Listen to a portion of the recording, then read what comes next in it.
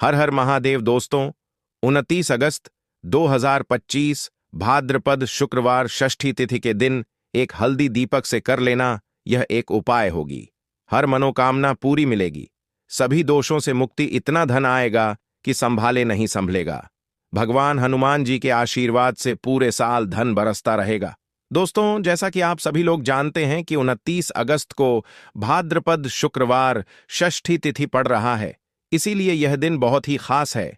क्योंकि देखिए दोस्तों, गुरु जी ने कहा है कि जब भी भाद्रपद शुक्रवार षष्ठी तिथि पड़े तो आपको सिर्फ और सिर्फ एक हल्दी दीपक वाला उपाय करना चाहिए। यह उपाय इतना खास है कि अगर आपने सही मुहूर्त पर सही क्रिया अनुसार एक हल्दी दीपक वाला उपाय कर लिया, जो प्राचीन काल के समय का महा उपाय है, तो मान के चलिए दोस्तों, भगवान हनुमान जी के आशीर्वाद से आपके जीवन का कितना ही बड़ा दुख हो, उससे आपको मुक्ति मिल जाएगी। आपकी कोई भी मनोकामना हो, मान लीजिए आप नौकरी की तैयारी कर रहे थे, आपकी नौकरी लग जाएगी। आपका बंद पड़ा व्यापार चल पड़ेगा।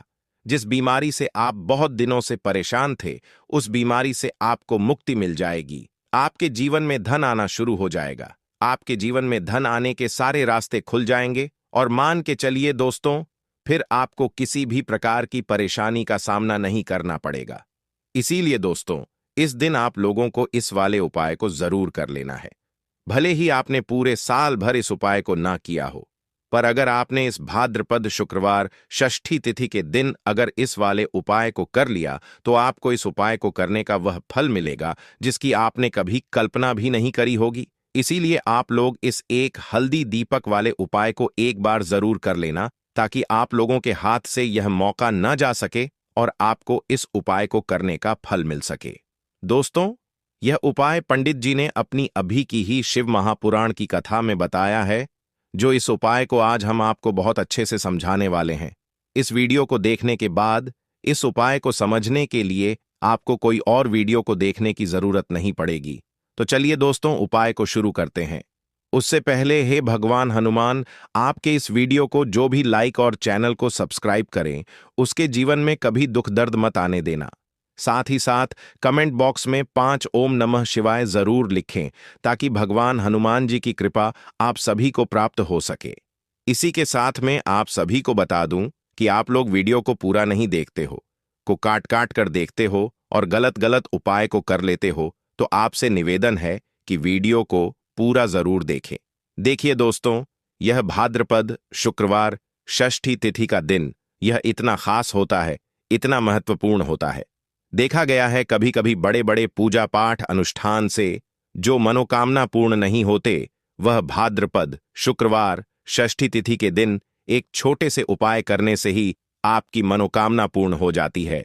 और बहुत सारे लोगों ने इस उपाय को किया भी है और उनको इस उपाय को करने का फल भी जरूर मिला है।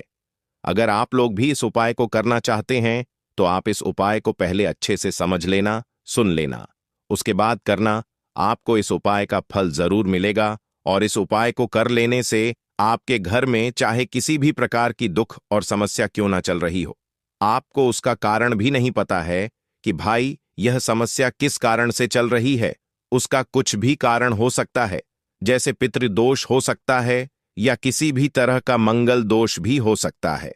तो इस दिन आप लोगों को यह वाला उपाय कर लेना है। यह एक ऐसा उपाय है जिस उपाय को अगर किसी विशेष दिन पर किया जाए, तो भाई उस विशेष दिन का जो है वह तो हमें मिलता ही मिलता है, पर हमने उस दिन पर इस एक हल्दी दीपक वाले उपाय को किया है, तो हमें उससे भी बड़ा फल मिलता है और फल बहुत जल्दी मिलता है, क्योंकि आप इस उपाय को बहुत ही बड़े और विशेष दिन पर कर रहे हो। तो चलिए अब उपाय के बारे में बात करते हैं, लेकिन उससे पहले आप लोगों को यह जानना आवश्यक है कि आखिर यह उपाय किस समय करना है, किसको करना है और कैसे करना है। तो चलिए हम आगे आपको वीडियो में एक एक करके बता देते हैं। तो दोस्तों, इस एक हल्दी दीपक वाले उपाय को हमें इस भाद्रपद शुक्रवार षष्ठी तिथि के दिन कैसे करना है, किसको करना है, किस समय करना है और कहां पर करना है, यह सारे सवालों के जवाब आपको इस वीडियो में मिल जाएंगे। और जो यह वीडियो देखेगा भाई, उसको एक हल्दी दीपक वाला उपाय जरूर करना चाहिए, क्योंकि इस दिन शत्रुओं और किसी भी दोष, किसी भी बीमारी से मुक्ति पाने के लिए एक हल्दी दीपक का बहुत ही बड़ा और विशेष महत्व होता है। और जब बात आ जाए एक हल्दी दीपक की, तो यह सोने पर सुहागा वाली बात हो जाती है और यह एक बहुत ही बड़ा उपाय हो जाता है। अब दोस्तों, इस एक हल्दी दीपक वाले उपाय को आखिर करना किसको है? सबसे पहले हम लोग वह बात जान लेते हैं। तो देखो, घर की जो बड़ी माताएं बहनें होती हैं, उन माताओं बहनों में से कोई भी एक बड़ी माता बहन इस वाले उपाय को कर सकती है। और दोस्तों, अगर आप चाहे तो अपने घर में से सभी सदस्यों को भी इस उपाय को करवा सकते हैं। अगर किसी व्यक्ति की खुद की कोई मनोकामना है, खुद की कोई दुख और परेशानी है जो कि वह अपने लिए ही करना चाहता है, इस वाले उपाय को तो वह खुद अपने लिए भी कर सकता है। बाकी अगर कोई घर में से ऐसा है जो कि अपने पूरे घर परिवार की सुख और शांति के लिए यह वाला उपाय करना चाहता है, तो भाई वह भी कर सकता है। उसमें भी कोई दिक्कत वाली बात नहीं है। कहने का मतलब यह है कि इस उपाय को हर एक सदस्य भी कर सकता है और पूरे घर परिवार के सदस्य के लिए घर की बड़ी माताओं बहनों में से कोई एक माता बहन भी कर सकती है। माताएं बहनें अगर घर में उपस्थित ना हो या वह यह वाला उपाय ना कर पा रही हो, तो फिर घर का कोई बड़ा सदस्य भी इस एक हल्दी दीपक वाले उपाय को कर सकता है, चाहे फिर वह पुरुष ही क्यों ना हो। उसमें कोई भी दिक्कत वाली बात नहीं है। अब दोस्तों, एक हल्दी दीपक वाले उपाय को हमें करना कहां पर है? देखो, इस उपाय को हमें मंदिर में ही करना है। बहुत सारे लोग प्रश्न करते हैं, हर एक उपाय को करते समय क्या हम इस उपाय को घर पर या मंदिर में कर सकते हैं? देखो, तो इस वाले उपाय को आप मंदिर पर करोगे तो अच्छा रहेगा, घर में नहीं करना है इस वाले उपाय को। उसके बाद में दोस्तों, जो अगला प्रश्न निकल कर आता है वह यह आता है इस उपाय को लेकर कि आखिर इस उपाय को हमें किस समय करना है, सुबह के समय करना है कि शाम के समय करना है? तो देखो, इस वाले उपाय को आप लोग सुबह के समय भी कर सकते हो और शाम के समय प्रदोष काल में भी कर सकते हो।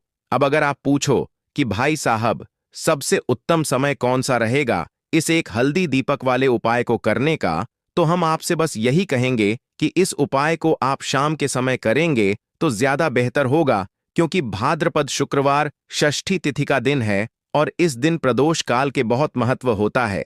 बाकी अगर सुबह के समय भी करेंगे तो भी अच्छा होगा, उसमें कोई भी दिक्कत वाली बात नहीं है। तो अब दोस्तों, जो अगली सबसे बड़ी और महत्वपूर्ण बात आती है वह यह आती है कि सुबह अगर हम उपाय को करेंगे तो हमें कितने बजे से लेकर कितने बजे तक के बीच में करना है, और शाम के समय प्रदोष काल में करेंगे तो हमें कितने बजे से लेकर कितने बजे के बीच में करना है। तो देखो, सुबह जितनी जल्दी हो सके आप उपाय को करने की कोशिश करना। बाकी अगर किसी कारणवश लेट भी हो जाओ, थोड़ी देर भी हो जाए तो देखो, सुबह जितनी जल्दी हो सके आप उपाय को करने की कोशिश करना।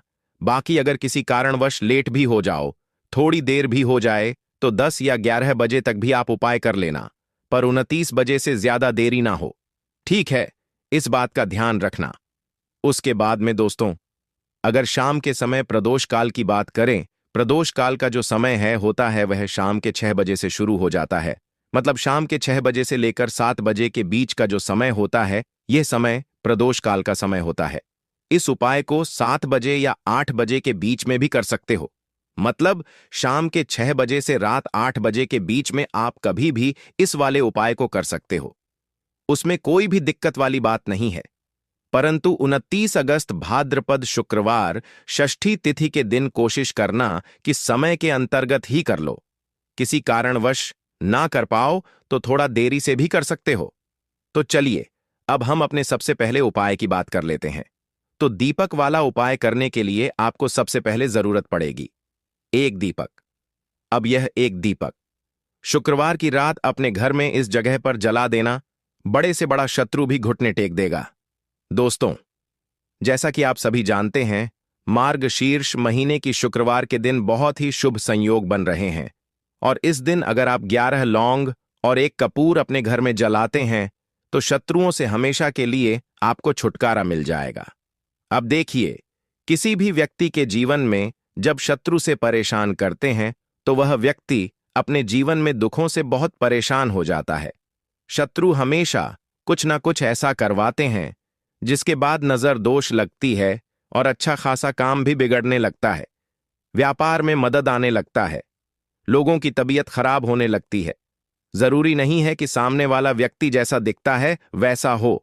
देखिए, बहुत सारे लोग हैं जो बहुत अच्छे होते हैं, है ना? लेकिन कुछ लोग ऐसे होते हैं जो कब आपके शत्रु बन जाते हैं, आपको खुद भी पता नहीं चलता है। एक तो वह शत्रु होते हैं जो सामने से सीधे सीधे हम पर वार करते हैं, है ना? एक शत्रु ऐसे भी होते हैं जो कि पीठ पीछे कुछ होते हैं और सामने से कुछ होते हैं, है ना? ना, तो ऐसे शत्रु होते हैं गुप्त शत्रु। और ऐसे शत्रुओं से हमेशा आपको बचकर रहने की जरूरत होती है। आप अपने शत्रुओं को शांत भी कर सकते हैं और इस उपाय को करने से आपको शत्रुओं से छुटकारा भी मिल जाएगा। लौंग जो होती है, यह शिविर शक्ति का स्वरूप होती है और आप सभी जानते हैं कि महादेव जिसके साथ हो, न साक्षात काल भी आकर उसका कुछ बिगाड़ नहीं पाता है। अच्छा, शुक्रवार का जो दिन होता है यह इतना उत्तम होता है कि आप इस दिन अपने पितरों को प्रसन्न कर सकते हैं, धन प्राप्ति के लिए उपाय कर सकते हैं और शत्रुओं से भी छुटकारा पा लेते हैं। जब 11 लौंग का उपाय और एक कपूर का उपाय अपने घर पर करते हैं तो बात कर लेते हैं। सबसे पहले उपाय की, जो कि पितरों को प्रसन्न करने के लिए है। देखिए, पितृ जब किसी से नाराज हो जाते हैं, न तो उस व्यक्ति के जीवन में बीमारियां, दुख, धन की समस्याएं लगातार बढ़ती हैं, तो कोशिश करें कि हमेशा अमावस के दिन आप अपने पितरों को प्रसन्न करने के लिए उपाय करें। अच्छा, पितृदोष अगर घर में जरा सा भी होता है ना, तो सबसे ज्यादा कष्ट जो आता है वह बच्चों के जीवन पर आता है। बच्चों का मन पढ़ाई में नहीं लगता है, उन्हें आसानी से जीवन में सफलता नहीं मिलती है। बहुत सारे लोगों के यहां संतान को लेकर बहुत समस्याएं होती हैं कि संतान नहीं हो रही है ना? तो पितरों को प्रसन्न करने के लिए आपको इस दिन क्या करना है कि सूर्य भगवान को अर्घ देना है। तो थोड़ा सा तांबे का लोटा अगर हो तो तांबे के लोटे में जल भर लें, वरना किसी भी लोटे में आप जल लें। उसके अंदर आपको क्या करना है, थोड़े से अक्षत के दाने डालने हैं, थोड़े से चावल के दाने, थोड़ी सी केसरी डाल लें। अगर लाल फूल है तो लाल फूल डाल लें और सूर्य भगवान को अर्घ दें।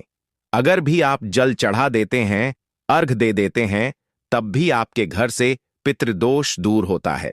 तो जब भी आप शुक्रवार के दिन सूर्य भगवान को अर्घ देते हैं, इससे आपके पितृ प्रसन्न होते हैं। साथ ही साथ अगर आप कर सकते हैं तो पीपल का जो पेड़ होता है, इसमें भी हमारे पितरों का वास माना ना जाता है। तो आपको क्या करना है कि एक लोटे में या किसी भी बर्तन में आपको जल लेना है, उसमें थोड़े से आपको काले तिल के दाने डालने हैं, काला तिल डालना है। साथ ही साथ आपको क्या करना है, थोड़े से मिश्री के दाने डालने हैं, गुड़ भी आप यहां पर डाल सकते हैं। अब यह मीठा जल आपको पीपल के पेड़ में चढ़ाना है।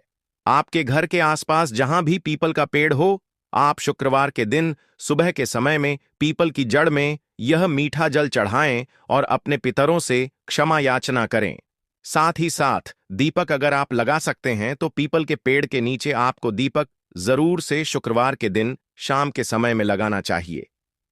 पितृ आपके हमेशा प्रसन्न रहेंगे और कभी भी पितृदोष की वजह से घर में कोई दुख और कष्ट नहीं आएगा। तो बहुत ही उत्तम सा यह उपाय है जो कि पितरों को प्रसन्न करने के लिए है और जीवन के दुख कष्ट जो हैं वह बहुत जल्दी दूर होते हैं जब आप हमेशा अपने